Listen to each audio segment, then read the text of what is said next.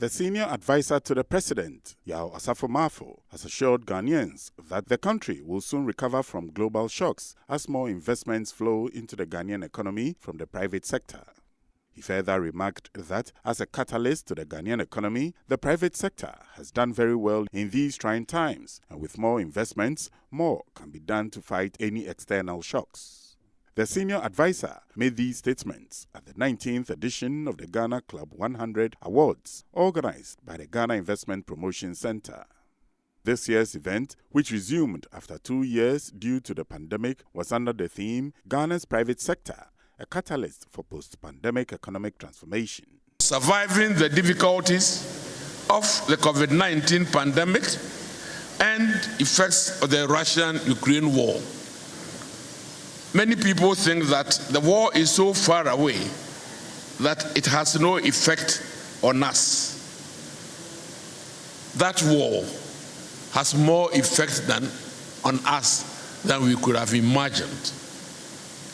I did not know that about 35% of Ghana's iron rods were obtained from Ukraine.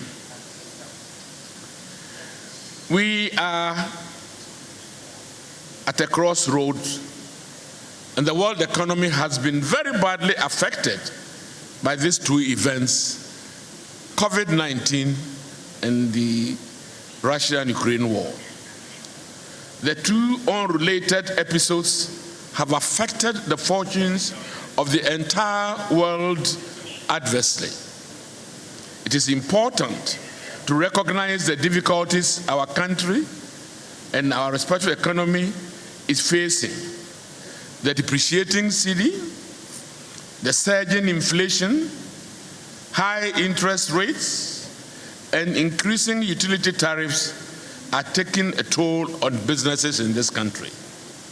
Government is not oblivious of your challenges and is working hard to stem the tide of these adverse microeconomic difficulties.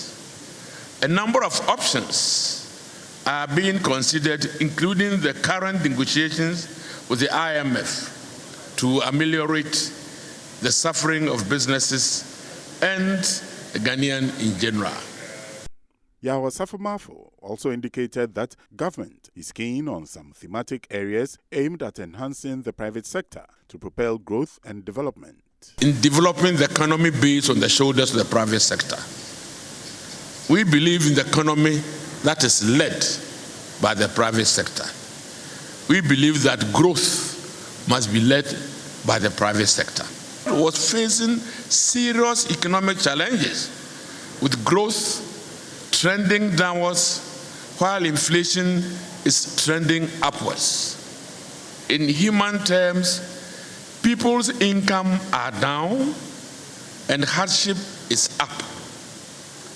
Economies facing downwards trend include net importers of food and fuel in Africa, the Middle East, Asia, and Europe.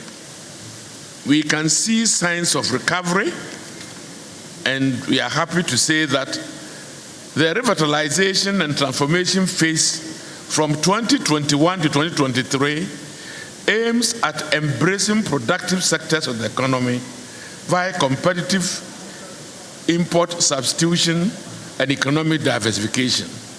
The private sector remains the biggest stakeholder and catalyst. Resilient companies like yours that make Ghana an example for the sub-region